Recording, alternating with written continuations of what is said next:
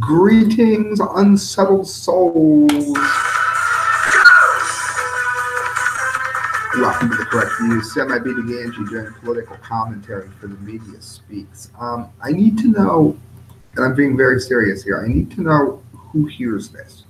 And if you do, please leave a message on the comment line. How many of you have heard about YouTubers being denied their monetization due to their views? Or guess what? I'm one of them. YouTube has demonetized the account.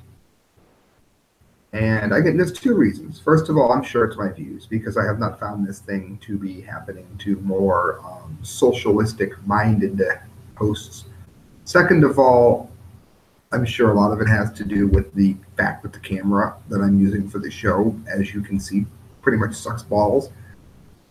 The point is, it's bigger than that. YouTube has been harassing the account. One of the reasons that the view count has gone down is because they refuse to promote the videos put out by conservatives. And again, what's strange about that is I'm kind of a social liberal. I never considered myself a conservative until this came up within the last few years, where the left has become what the conservatives used to be. You can't say or do anything. Well, I'm interested to see how many of you have even saw the video come up on a feed. I guess what I'm trying to say is the attack is very obvious. It's not fake. It's not something that's coming up only in the minds of hosts who have seen some kind of problem with Google. This is something that is actually very real and something that is happening now. And if they can do it to me, then they can do it to Alex Jones. They can do it to anyone they want. And if we don't stand up against it, then, it's going to become more problematic than ever before. I think that that's kind of obvious here at this point. If you would like to help me get a better camera, that certainly would help. You can do so by donating at the Correct Views at hotmail.com. I'm going to go on and get straight into the news that I have for everyone. Herman Cain speaking the truth here. I was very happy to see this. As you can see, it might be important for you snowflakes to understand that he is in fact a black man. He says that Trump does not have a racist bone in his body. He was the insurgent 2012 candidate who defied expectations to briefly lead the Republican primary.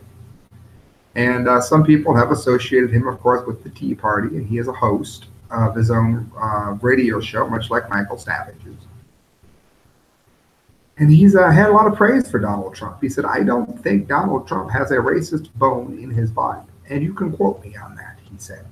"I have known him for many years. I have talked to people who have worked directly for him. The man is a businessman. How could he be a racist? His daughter married a person whose religious belief is Jewish. Good. He doesn't go around making statements that are racist in nature. No, he says things that some people out there, especially people who don't like him, try to spin into being racist." And you can't ask for a more honest assessment of facts than that. When he was campaigning, I spoke at 3 of his rallies. There are plenty of black people and Hispanic people that are trying to help him get elected. I never saw him try to put anybody down. The people who don't like him are trying to stick him with a racist label, which is not true, Cain said. First, he denied saying the word, meaning, again, for those of you that don't like vulgarity, I'm about to swear, shitholes for African countries, where he said, first of all, Cain said that he denied saying that word. 2 senators that were in the room didn't hear him say the word. The head of Homeland Security said she didn't hear him say the word. Cain also told Yahoo News the only person who said that he had said it was Senator Dick Durbin. And then people have picked up the alleged saying of it as if he said it. Why can't they believe him and 4 other people? He also said, yes, he has said some things when he was using Twitter accounts that may have been a little bit rough around the edges. I get that. And there are certainly some people that make us cringe, certainly some of that makes us cringe a little bit. But I love the title of the book that he came up recently by Corin Lewandowski and David Bessie. It said, "Let Trump be Trump." And I think that that's a lot of what we're talking about here, because every little comment that some snowflake wants to make isn't somehow racist. It just isn't. I had a black lady go off on me on Facebook recently because I pointed out that Black Panther was not, is not, and will never be remembered as the first black action hero movie. You're forgetting about Spawn and you're forgetting about Blade. Suddenly I was Joe racist. She even accused me of working for the CIA.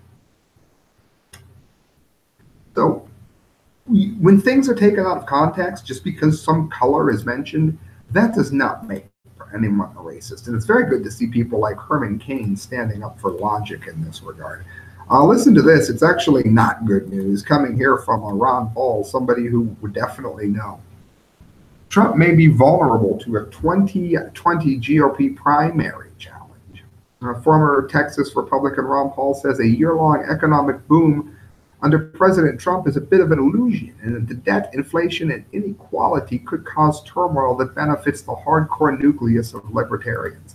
Now, see, in this regard, it can be seen as good news because Donald Trump has not done anything to get us back on the gold standard. And that is what needs to be. Hi there, I'm Jack Canfield. Oh, and today I'd like to discuss the power I your hate when sites do unconscious this. mind So you might not want to has go on to your this everyday site here since a Washington Examiner seems to be annoying as hell.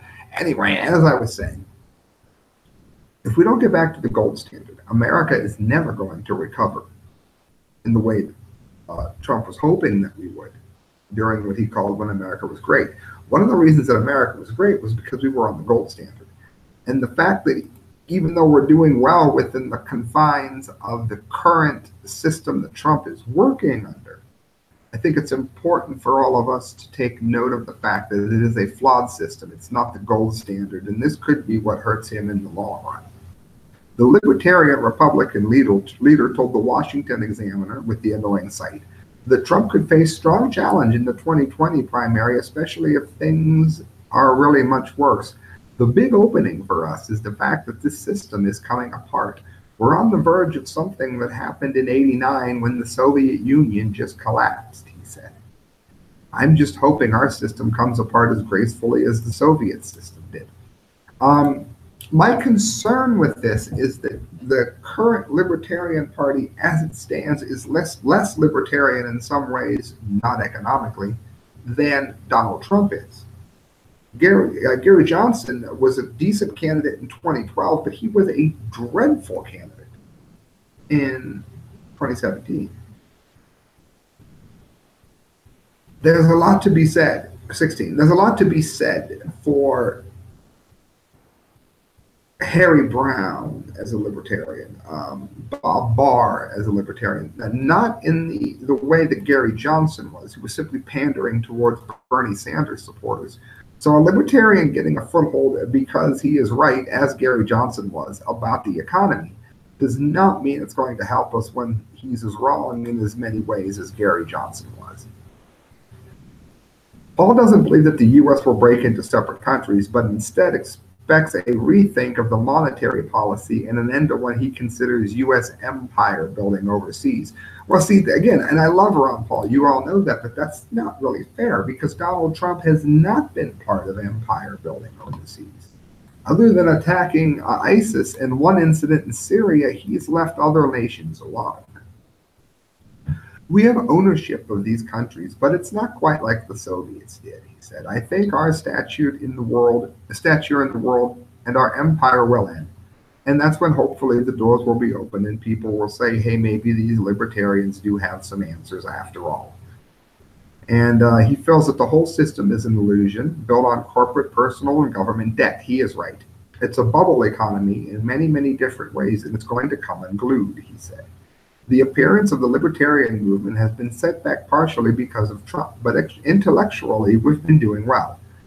And again, I think that that's because there are a large number of libertarians who do not want to admit what an extreme libertarian Donald Trump is in a lot of ways. Now, Do we all wish that he was that way in terms of economic policy and the gold standard? Of course we do. Of course we do. But I don't think that the Libertarian Party, with the way that Gary Johnson has left it, is going to be the answer to that, because the party, in my opinion, has gone in the wrong direction, the open borders burning direction, which is going to bring us to economic ruin, even if we are on the gold standard. Fred, I've got 3 more to get to here. This is there is no wage gap. Conservative Tribune has proven it for us here. Don't expect the media to talk about it, though. If you listen to the mainstream narratives about America they write, you'd come away with one clear impression. The country is horribly bigoted, and discrimination is rampant against the LGBT community. Of course, liberal narratives are rarely correct, and an eye-opening study just found that gays may actually have an advantage in America. According to the study published by the Harvard Business Review, gay men earn about 10% more than straight men. And this is true even when there is a similar job experience and education is compared. Now, this needs to be put into the proper perspective, because we know that there is no wage gap between men and women. The only reason there is because women don't tend to go into the same kind of fields that men do. Women doctors make just as much as men doctors. There's no signs that say hiring $8 an hour for men, $6 an hour for women. Doesn't happen. Although what we're seeing here with gay men is the actual problem that the feminist movements have tried to make. Gay people are making more money doing the same work. Lesbians earn 9% more than straight women in the workplace. How unfair are they, right? Researchers did a double take when they saw the result, but after digging into the data, they kept coming to the same conclusion. We double and triple checked the data set for other patterns that would indicate some fundamental error or data problem. We found none, said Christopher Kitt, Carpenter, Vanderbilt University professor of economics. We subjected the gay male earnings premium to a host of extra tests to see if we could make it go away, and we could not. In other words, the gay advantage seems to be very real, at least in the current American economy. I think the bigger pictures sometimes get lost here. Why do we need to care who someone is sleeping with in the bedroom? Or many someones, as the case may be, who cares? Why do we need a gay parade? We want a straight parade. It's prejudice against gay people. No, it's not. Gay people are welcome to join in any parade they want. Why do we need a gay parade? Why do we need a straight parade? Ever see an asexual parade? I'd be yawning through the whole event. Playing Brahms' Lullaby in the marching band. Listen to this. Fox News. Carl Jenkins, ex-U.S. Army soldier who defected to North Korea, died at the age of 77. Now, this man was quite an interesting, though very odd duck, to say the least. He defected to North Korea during the North Korean War. Became a movie star. Even during the famine, the North Korean government fed him handsomely. He was actually crying on air once talking about it. But people have said that his life was hell too, and that he, couldn't say that he regretted defecting to North Korea, which never happens. But in any event, the man has met his end. He was one of the ones that were thought to be more abusive of the other soldiers who left and defected as well. If you've seen the documentary, I can't go into all of it here, but Jenkins was not considered to be the nicest of the three. He was a former U.S. Army soldier, according to Fox, who deserted to North Korea at the height of the Cold War. He died, this is on Monday, but again, this is dated a bit. But he died at the age of 77. He collapsed outside of his home in Sado, northern Japan, on Monday, and was rushed to a hospital where he was later pronounced dead. He died of heart failure. He was originally from Rich Square, North Carolina, disappeared in January of '65. It was while patrol along the demilitarized zone. Later interviews, he said he decided to abandon his unit and defect to the North fearing he would be killed during a patrol or sent to the Vietnam War, BBC tells us. He was among 4 Americans to defect to North Korea in the 1960s. His plan was to seek asylum at the Russian embassy and eventually return to the U.S. in a prisoner swap, but the scheme didn't work.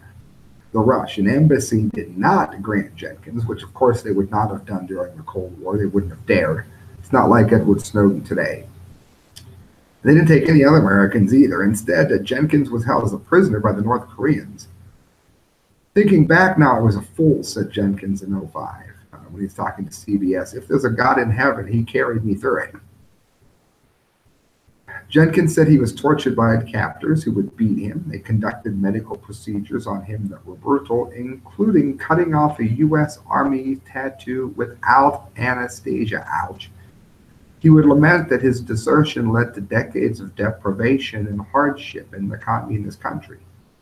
One bright spot was his meeting his wife, of course, Hitomi Soga, who was kidnapped in Pyongyang in 1978. She's been abducted by the North Korean spies and the Japanese. She's one of 13 Japanese citizens that Tokyo says were kidnapped and brought to the North in the 1970s and 80s. Well, I mean, that's what you get when you put a knife in your country's back to some degree. Oh, you know what that is. That's right, friends. It's the music that brings you the dumbdee of the day. Now, if you don't know, I do the dunce cap of the month. That goes once a month, and I'll be doing that again probably within the next couple of weeks. I'm behind. I have to get the last 2 sent out, but I promise you I will do that. And here we go. I even cut it off before it got to the "You Are an Idiot" part, but that's okay. You know the song very well by now, I am sure. All right, guys, here's our dumbdee. Also from Fox. Hopeful rapper attempts to rob Memphis Wingstop to get owner Rick Ross's attention. You know, part of this, it can only be blamed on Rick Ross because he's the kind of person that comes up with, remember I'm a Boss? He's the person who has helped dumb down our nation every time he steps up to a microphone. Therefore, the people that follow him can be expected to be dumb enough to try something like this. So I almost think Rick Ross should say, hey, it's my fault. I'll let him go, since I'm standing here wearing an inverted cross. An aspiring rapper attempted to rob Memphis Wingstop Friday, and he wanted to get, of course, the attention of Rick Ross. Cedric Miller, the doltish 23-year-old who's winning the dumbdee of the day, was arrested on Monday after police received the tip of an employee of the chain restaurant and identified Miller in a police lineup as one of the suspects, according to WREG News. Surveillance video showed 2 suspects holding the cashier at gunpoint, but leaving the restaurant after the bungling burglars could not open the register, according to the New York Post. Yep, that's a Rick Ross fan for you. Miller told police he robbed the restaurant to get the attention of the hip-hop boss who owned the restaurant. He owns about 30 of those restaurants in the Atlanta area. It's a ridiculous way to get someone's attention. How are you going to get his attention while sitting in jail? Carmen Blaine, a customer, had said, well, you know, when you're dealing with the modern hip-hop crowd, you have to remember that you're dealing with people that are not all there. Like, they're just a little slow. When you hear that someone's favorite music is Rick Ross or Marion, then you automatically assume that you're just a little bit dumber than everyone else. So, I mean, you got to take that into account, too. Friends, you've been listening to The Correct Views. Thank you for doing so. Please donate at thecorrectviews@hotmail.com. And as always, friends, good night.